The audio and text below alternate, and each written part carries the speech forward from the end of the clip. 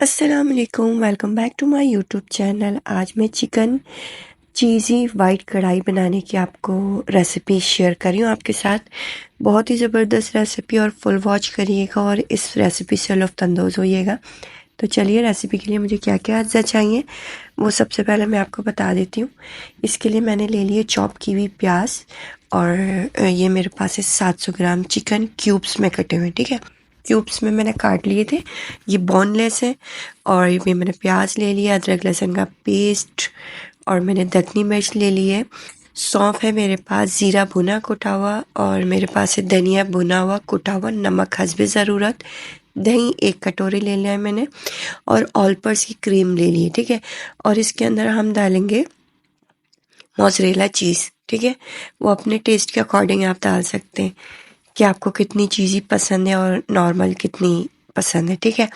ہم نے سب سے پہلے چکن کو میرینیٹ کر لینا ہے اچھی طریقے سے، سارے مسالے اس کے اندر لگا کے اس کو 1 سے 1.5 گھنٹے کے لیے ہم نے ریسٹ دے دینا ہے، ٹھیک ہے۔ ادرک لہسن کا پیسٹ اس کے اندر ایڈ کر دیا، دہی ایڈ کر دیا، اب ڈالیں گے ہم دھنیا بھنا ہوا کوٹا ہوا، اور میرے پاس ہے زیرہ بھنا ہوا کوٹا ہوا، ٹھیک ہے۔ یہ دکنی مرچ ہم نے ڈال دیا، آپ کالی مرچ بھی یوز کر سکتے ہیں اس کے اندر، اور سونف لے لیے میں نے بھنی ہوئی کٹی ہوئی، اس میں جو بھی مسالے بھنے ہوئے اور کٹے ہوئے ڈلے، ٹھیک ہے، اور نمک حسب ضرورت، اور اس کے اندر میں 2 سے 3 کھانے کے چمچ ایڈ کر دوں گی کریم، آل پرس کی کریم، ٹھیک ہے۔ باقی کریم ہم اس کے اوپر ڈالیں گے۔ اس کو اچھی طریقے سے ہاتھ کی مدد سے مکس کر دینا ہے۔ مکس کرنے کے بعد اس کو ہم لوگ 1.5 سے 2 گھنٹے کے لیے ریسٹ دے دیں گے۔ ریسٹ دینے کے بعد پھر ہم اس کو پکائیں گے۔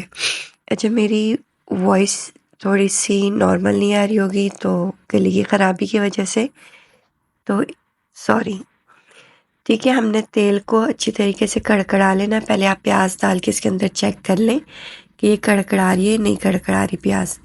اس کے اندر پھر آپ ڈالیں گے، جب آپ کی پیاز آئل گرم ہو جائے اچھی طریقے سے تو پھر اس کے اندر ہم پیاز ایڈ کر دیں گے۔ اس طریقے سے جب آپ کی پیاز کی شکل آ جائے تو ہم ساری پیاز اس کے اندر، اچھا یہ پیاز جو ہے وہ چاپ کی ہوئی ہے، آپ نے چاپ کی ہوئی ہی پیاز ڈالنی ہے۔ اچھا، آپ نے ہو سکے تو اس کے اندر جو وائٹ پیاز ہوتی ہے نا وہ ڈالیں گے تو اس سے بھی بہت اچھا اس کا لک آئے گا۔ ٹیسٹ تو کوئی بھی پیاز ڈالیں اس سے بہت ہی زبردست آئے گا، لیکن جو لک ہوتا ہے نا، میرے پاس تھوڑی ریڈ پیاز تھی تو میں نے وہ یوز کر لیے۔ آپ اس کے اندر اگر وائٹ پیاز ڈالیں گے تو اس کا بھی بہت زبردست لک آئے گا۔ تو چلیے اس کو ہم لوگ پیاز کو اچھی طریقے سے براؤن، تھوڑی سی ہلکی سی کچی پکی کر لیں گے۔ اس طریقے سے ہم نے اس کو کچی پکی کر لینا ہے پیاز کو۔ اس کے بعد ہم نے جو چکن کو مسالہ لگا کے رکھا تھا وہ ہم اس کے اندر ایڈ کر دیں گے۔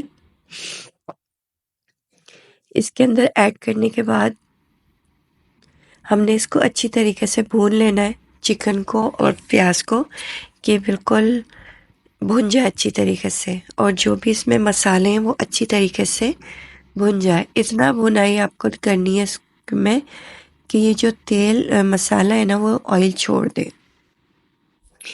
اس طریقے سے آپ کو اس کو بھونتے رہنا ہے، اور اس کے اندر 1 کپ پانی ڈال کے آپ کو اس کو ڈھک دینا ہے۔ ڈھکنے کے بعد جب تک یہ چکن گل جائے گی، آپ کو پتہ ہے چکن بھاپ میں گل جاتی ہے، چکن گلنے کے بعد ہم نے اس کو اتنا بھوننا ہے کہ اس کا پانی جو ہے وہ خشک ہو جائے، اور جو آئل ہے وہ اپنا مسالہ جو ہے آئل کو ریلیز کر دے۔ اچھا، میں نے اس کے اندر 3 سے 4 عدد یا زیادہ ہی میں نے ہری مرچوں کو بیچ میں سے چاک کر کے وہ اس کے اندر یوز کیا۔ اچھا، آپ زیادہ اسپائسی پسند کرتے ہیں تو آپ اس کے اندر ہری مرچوں کو پیس کے بھی اس کے اندر ایڈ کر سکتے ہیں، اور ادروائز آپ ایسے بھی ہری مرچوں کو، پتلی والی ہری مرچیں بیچ میں سے چاک کر کے آپ اس کو اوپر اپلائی کر سکتے ہیں۔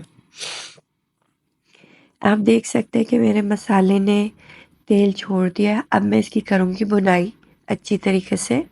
اس کی بنائی کر لیں گے، جتنی اچھی اس کی بنائی ہوگی اتنی ہی زبردست یہ کڑھائی ریڈی ہوگی۔ آپ دیکھ سکتے ہیں پانی اس کا خشک ہو گیا تھا، اور آپ نے یہ نہیں دیکھنا کہ اس کا مسالہ عجیب سا ہے، یہ جتنی بنائی ہوگی نا یہ اتنی ہی اچھی ریڈی ہوگی۔ اس کو اچھی طریقے سے ہم نے بھون لینا ہے۔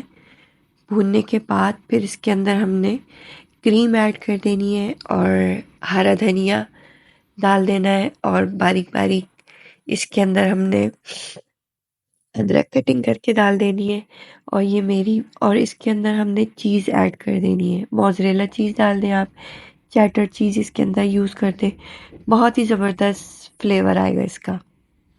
دیکھیں میری تقریباً کڑھائی بنائی پر آ گئی ہے، تقریباً میری کڑھائی ریڈی ہو چکی ہے۔